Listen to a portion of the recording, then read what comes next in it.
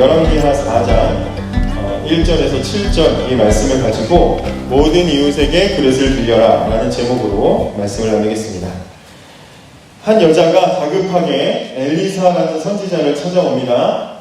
그리고 이 여자는 지금으로 치면 목회자를 준비하는, 이제 저도 목회자를 준비하면서 신학교에 다녔거든요. 신학교에 다녔어요. 그런 사람을 이제 신학생, 이렇게 목회자 후보생, 신학생 이렇게 부르는데, 이 여자는 지금으로 치면 신학생이나 목회자 후보생의 부인입니다. 문제는 이 여자의 남편, 그러니까 이제 목회자 후보생이 큰 빚을 지고, 큰 빚을 남기고 죽었습니다. 그래서 당장 이 빚을 갚지 못하면 자기의 그 두 아들을 노예로 지금 이제 그 빚쟁이에게 뺏기게 되는 그런 상황이 된 거예요. 어찌할 수가 없어서 협박을 받고, 또 당시에는 이 여자 혼자서 경제 활동을 해가지고 상황을 이렇게 어려운 상황을 극복하기에 쉬운 환경이 아니었습니다. 지금도 그런 어려움들이 있고 무슨 유일천장이다 이런 말들이 있지만, 이때는 지금하고는 비교가 안 돼요. 여성 자체를 그렇게 존중해주는 시대가 아니었기 때문에 여자가 혼자서 경제적인 상황을 극복하는 것은 참으로 어려운 시대였습니다. 그러니까 이 여자가 너무 막막하니까 가만히 있다가는 남편이 남긴 빚 때문에 자식 둘 다 그냥 노예로 팔리게 생겼으니까 이 상황이 너무 막막해서 하나님의 사람을 찾아갔습니다.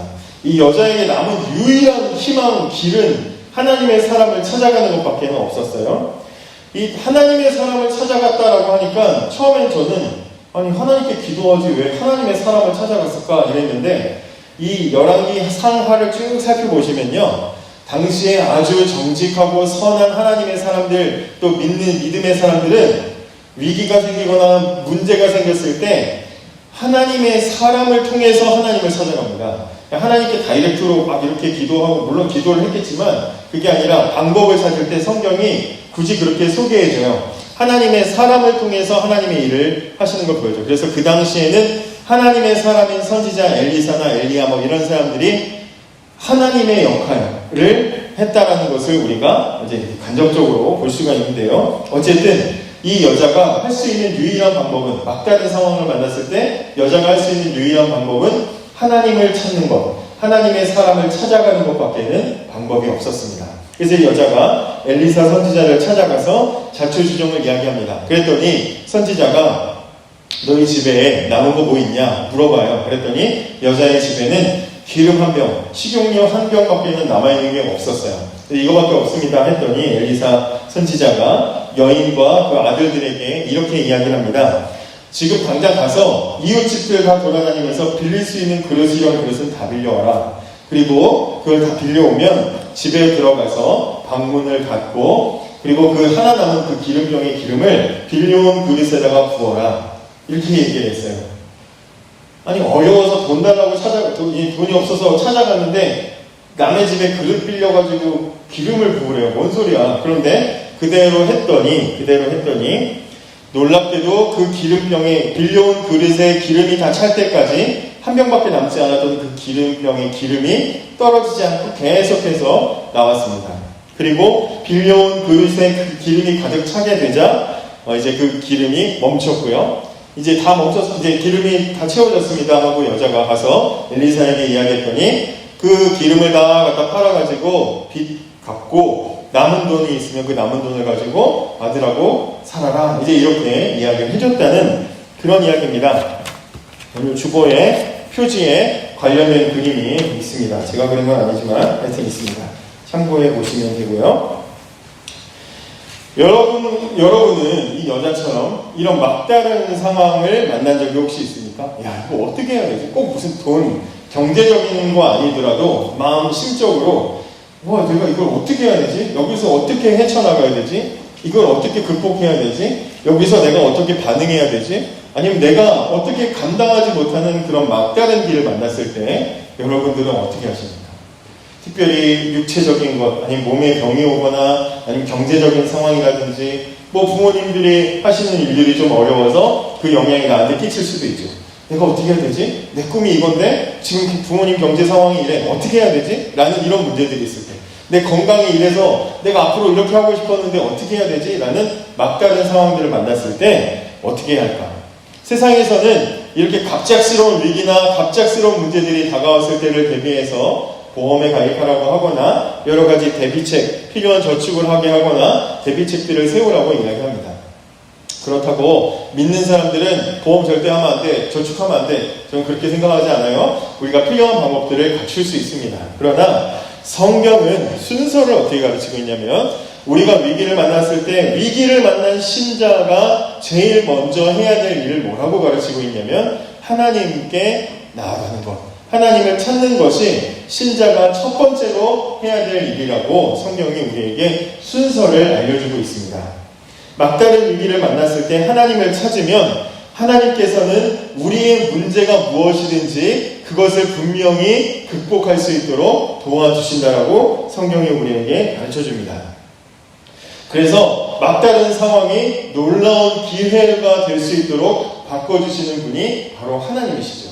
이 이야기를 이제 제가 오늘은 주제가 반전의 하나님, 기적을 일으키시는 하나님이 아니기 때문에 오늘은 제가 여러분에게 이 말씀을 주제로 나누진 않습니다. 다음 주에 이제 에스더서를 가지고 위대한 반전의 하나님 다음 주에 설교할 거고요.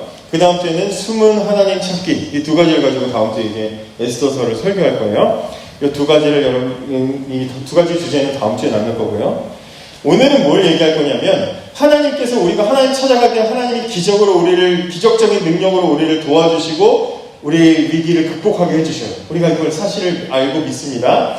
그런데 하나님이 기적적인 능력을 보여주시고 일으키실 때 우리가 하나님의 기적에 보태질 수 있는 건 없어요. 하나님 제가 이렇게 보탤 테니까 그 기적을 더 이렇게 해주세요 할 수는 없어요. 하나님이 야 내가 힘이 1% 모자르다 너의 힘을 1% 달라고 그렇게 하실 일은 없습니다. 하나님의 능력에 우리가 보태드릴 건 없어요.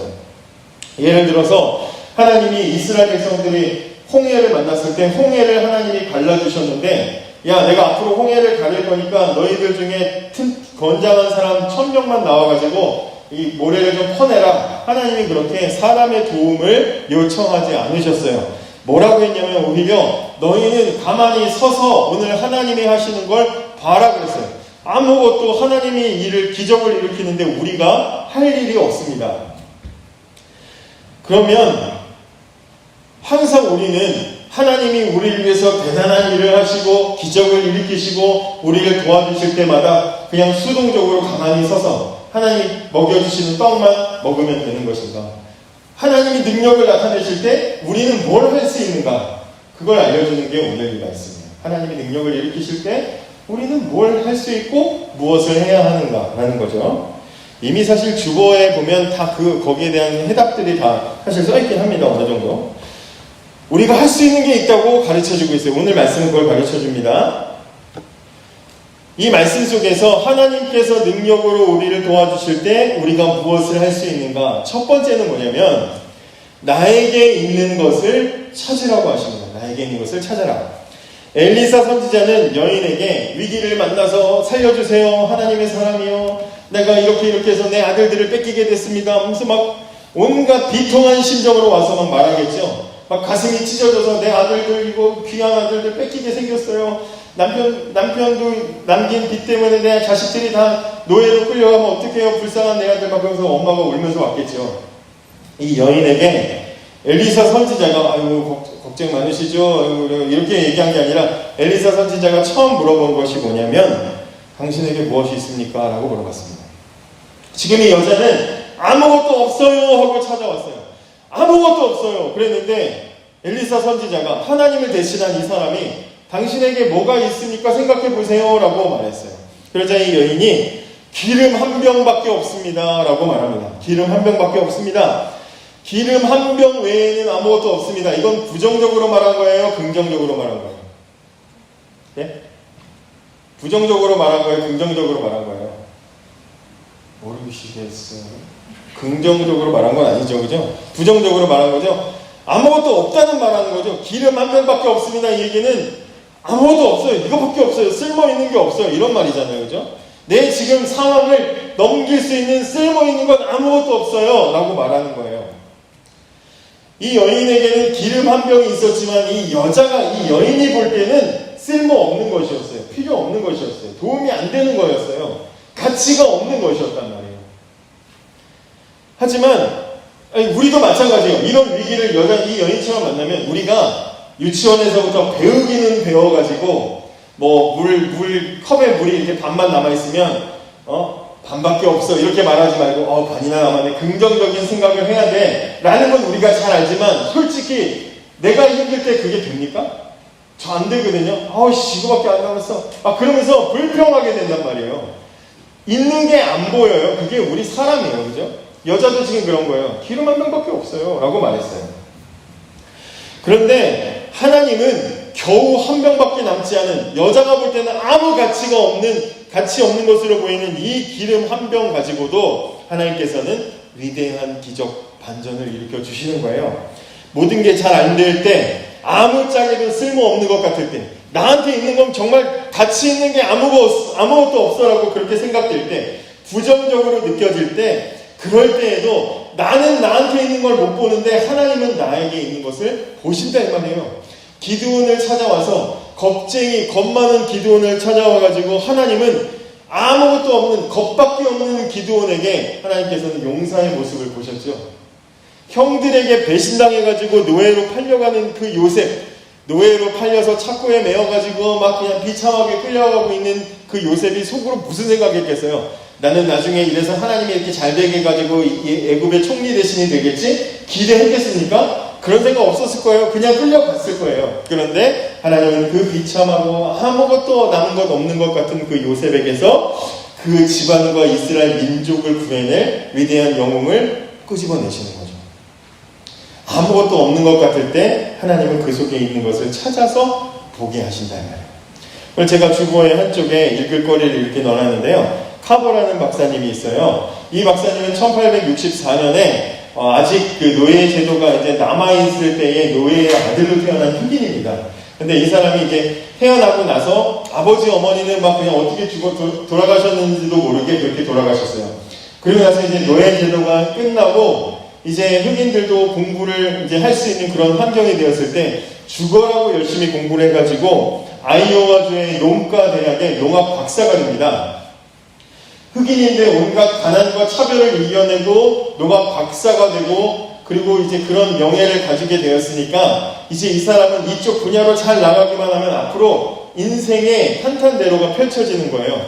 근데 그러기 직전에 자기 민족, 자기 동족들 이제 막 노예 생활에서 풀려나가지고 뭘 어떻게 해야 될지 모르고 힘들어하고 가난하게 살고 있는 자기 동족 흑인들이 보이는 거예요. 그래서 다 내려놓고 내가 저 사람들을 위해서 살아야 되겠다 하고는 조지아주라는 곳에 32세에 내려가서 돈과 명예를 다 내려놓고 이제 우리 동포들이 같이 어떻게 하면 잘 살 수 있을까를 연구를 하기 시작합니다.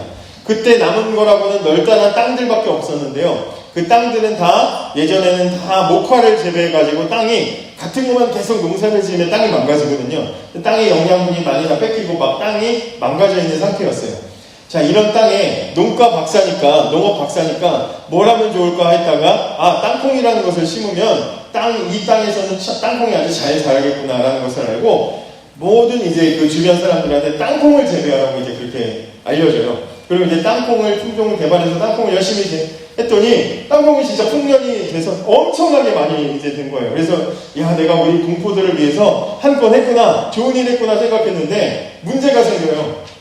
너무 많으니까 땅콩 값이 떨어져가지고 땅콩을 그냥 이 열려있는 땅콩을 거두는 것 자체가 돈 낭비가 되는 거예요. 그래서 버려지는 막 땅콩이 너무 많고 동족들로 하여금 아니 왜 괜히 우리한테 땅콩 농사지라고 해가지고 우리 다 같이 망하게 만드느냐 막 그러면서 이제 이런 이제 소리를 듣게 되는 거예요. 괜히 땅콩 농사 지으라고 해가지고 오히려 우리 자기 동족들을 더 가난하게 비참하게 만드는 그런 상황이 되니까 너무 이제 힘들어지는 상황에서 이 분이 매일 새벽마다 하나님께 기도를 드렸는데 그날도 이제 하나님께 비참한 마음으로 기도를 하는 거죠. 이제 그 간단한 대화가 그분이 했던 이제 땅콩 박사 카버 이 박사 이야기 무슨 동화책 어린이 책 같은 걸로 제가 봤었는데 그러니까 이제 이분이 하나님께 이제 이렇게 물어봅니다. 하나님 도대체 이 세상을 왜 만드셨습니까? 그랬더니 하나님이 그건 네가 감당하기에 이 대답이 너무 어려워. 네가 감당할 수 있는 질문을 해라. 그 이제 이 비참한 마음으로 그 사람을 왜 만드셨어요? 물어봤더니 그것도 너한테 너무 어려워. 그러니까 이제 박사가 땅콩 때문에 지금 힘들잖아요. 땅콩 왜 만드셨어요? 하나님한테 그랬어요. 그랬더니 그건 네가 이제 생각해야 될 질문이다. 그러면서 하나님이 이거 땅콩은 네가 생각해야 될 질문이다 라고 하나님이 그렇게 말씀해 주신 거예요. 그러고 나니까 땅콩을 가지고 뭔가 해야 되겠구나 하고는 땅콩 한 줌을 쥐어가지고 연구실로 들어가서 그때부터 땅콩으로 뭘 할 수 있을까 연구를 하기 시작합니다. 그래서 땅콩을 가지고 연구를 하기 시작을 해서 약 한 200여 가지의 음식뿐만 아니라 무슨 가공품, 땅콩에서 추출한 화학 물질을 가지고 만들어내는 어떤 화학 물질, 이런 제품들, 이런 걸 해가지고 약 한 200여 가지의 제품들을 만들 수 있는 아이디어를 떠오르게 하셨고, 그래서 이걸 가지고 많은 이제 특허를 갖게 돼요. 그걸 가지고 많은 기업들이 와가지고 이제 이 박사한테 그 기술을 자기한테 팔라고 막 그렇게 얘기했지만, 하나님께서 주신 것이기 때문에 이 아이디어를 돈 받고 팔 수 없다 그래가지고 무료로 다 공개를 하고요. 그리고 재단을 만들어가지고 힘들게 연구하는 연구원들을 이제 이렇게 돕는, 이제 젊은 과학자들을 돕는 재단을 만들기도 하는 그런 선한 영향력을 끼치는 그런 사람이었던 거죠. 이 카보 박사는 땅콩 때문에 마음고생을 했고 눈물을 흘렸고 가치 없다고 그렇게 생각했는데, 하나님은 아무짝에도 쓸모없을 것 같은 그 한 줌의 땅콩의 가치를 다시 깨닫게 하셔서 그가 다른 동족들에게 선한 영향력을 끼치도록, 상황을 이겨내도록 반전을 일으켜 주셨습니다. 여러분도 마찬가지죠. 저도 마찬가지예요.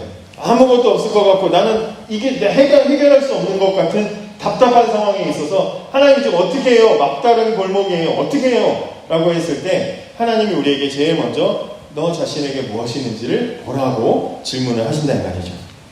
여러분에게는 무엇이 있습니까? 여러분 안에는 뭐가 남아있어요? 가치 없다고 생각하고 보잘것없는 것이라고 생각했던 그 무언가가 하나님께서 보시기에는 아주 귀하고 아주 좋게 쓰임받을 만한 것이라는 것을 기억하시고 나에게 있는 것이 무엇인지를 발견할 수 있기를 바랍니다. 두 번째로 우리가 할 수 있는 건 뭐냐? 하나님은 뭐라고 하셨냐면 3절에 보면 가로되 너는 밖에 나가서 모든 이웃에게 그릇을 빌리라. 빈 그릇을 빌되 조금 빌지 말고 라고 합니다. 선지자가 여인에게 이웃에게 가서 그릇을 빌리세요 라고 말합니다. 만약에 그릇을 빌리라고 했는데 이 여자가 그 말을 듣고 아니 도와달라고 했더니 그 그릇을 빌리래, 뭔 소리 하는 거야, 저 사람 진짜 이상한 사람인가 봐, 사입인가 봐 하고 안 믿었다면, 그 선지자가 하는 말을 안 믿었다면 그릇을 빌렸겠어요? 안 빌렸겠어요? 안 빌리죠. 집에 뭐 그릇이 없어서 문제야, 먹을 게 없어서 문제지 하면서 듣지도 않았을 거예요. 무시했을 거예요. 그러면 그렇게 그릇을 빌리지 않았다면 기적을 경험할 수 있었을까요? 없었을까요? 기적을 대답 안 하기로 작정했어요? 기적을 경험하지 못했을 거예요. 그죠? 저 같으면 그랬을 거예요. 그 앞에서는 예 알겠습니다 선생님 알겠습니다 하고 돌아서서 헛소리하고 있네 그러면서 집에 갔을 거예요. 그럼 문 닫고 잤을 거예요. 그런데 이 여인은 선지자가 하는 말을 듣고 마음에 믿었습니다. 그리고 그 그릇을 열심히 빌리러 갔어요. 이 여인이 선지자의 말을 듣고 그릇을 열심히 빌렸다는 것은 선지자를 통해서 하나님이 분명히 무엇인가를 해주실 거라고 뭐 한 거예요? 기대한 거죠. 그죠? 기대한 거예요. 우리가 하나님의 기적을 일으킬 수는 없지만 하나님의 기적을 뭐 할 수 있어요? 기대할 수 있어요. 그죠? 기대할 수 있어요. 이건 굉장히 중요한 거예요. 여인은 지금 기적을 기대했습니다. 우리가 기적을 일으키진 못해도 기적을 기대할 수 있어요.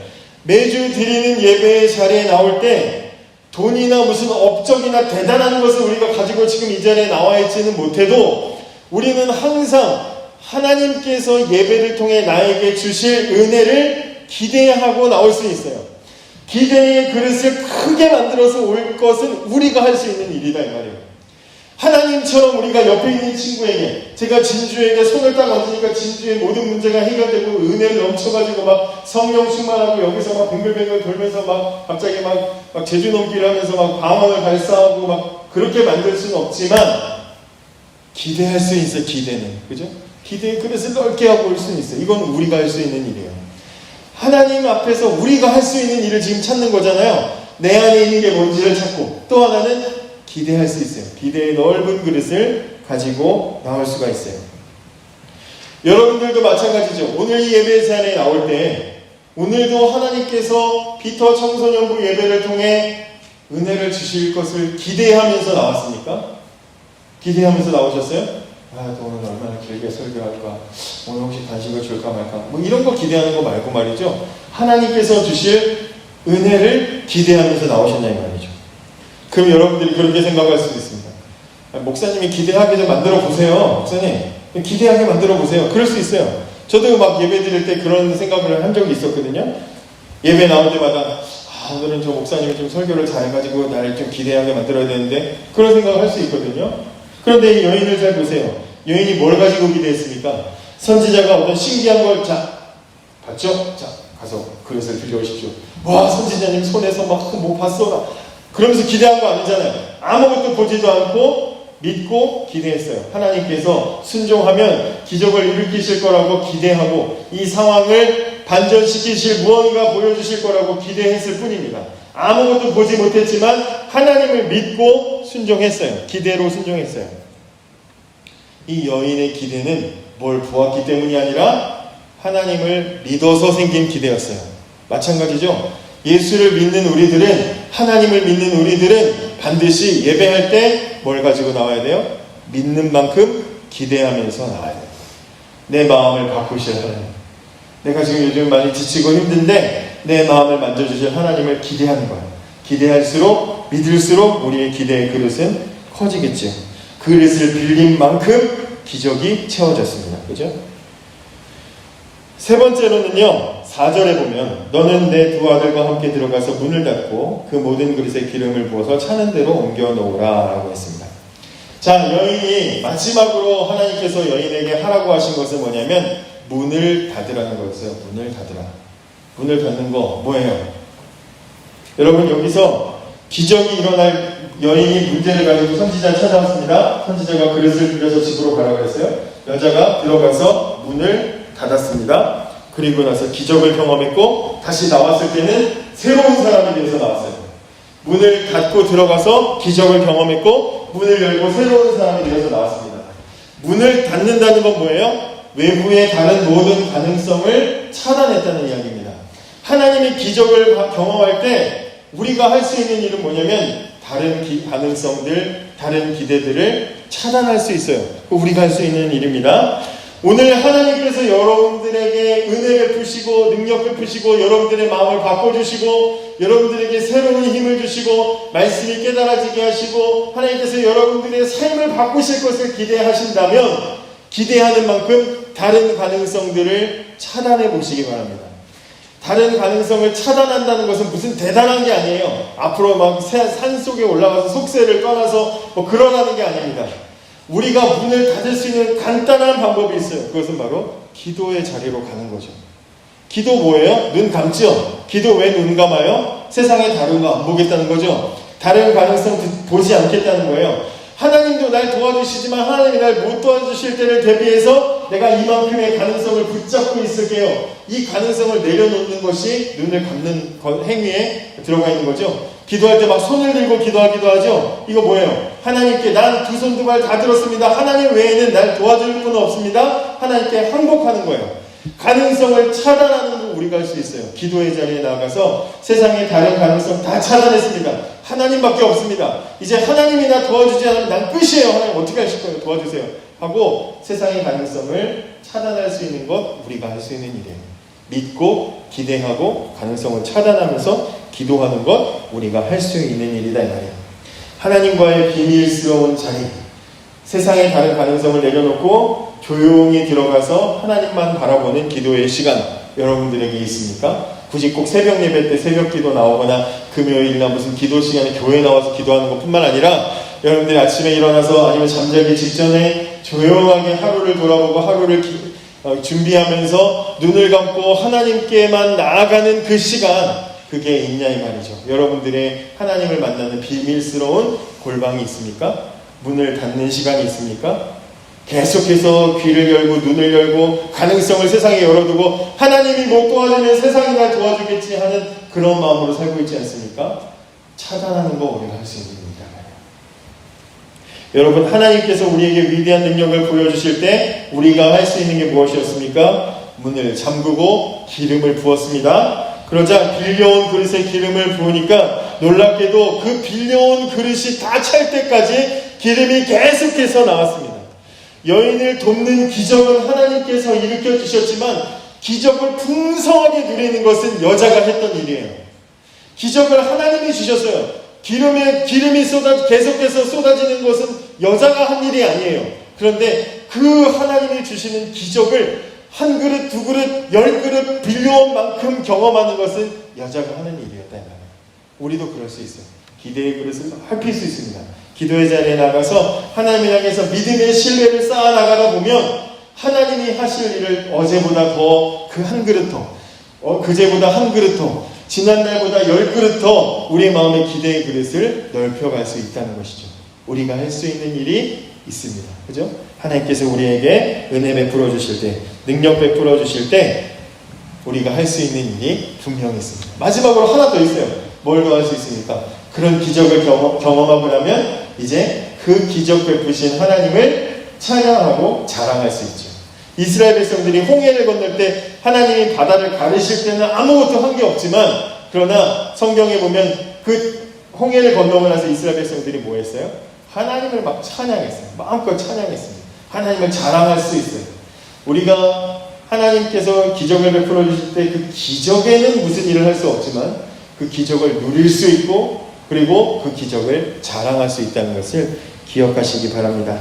하나님께 절망적인 문제가 생겼을 때, 답이 없는 문제가 생겼을 때 하나님께 나아가면 하나님은 나도 몰랐던 내 속에 빛을 비추어서 길을 밝혀주실 것이고, 그리고 우리 마음의 기대를 통해서 하나님께서는 그 기대하는 만큼 우리에게 능력을 베풀어 주실 거예요. 그만큼 기대하는 마음을 가지고 특별히 하나님과 조용히 세상과의 다른 가능성을 떠나서 하나님을 만나는 기도의 시간을 우리가 가지면서 하나님을 향한 믿음을 쌓아나가서, 그래서 하나님을 깊이 풍성하게 더 많이 신뢰하면서 살아가는 저와 여러분이 되기를 원합니다. 기도하겠습니다.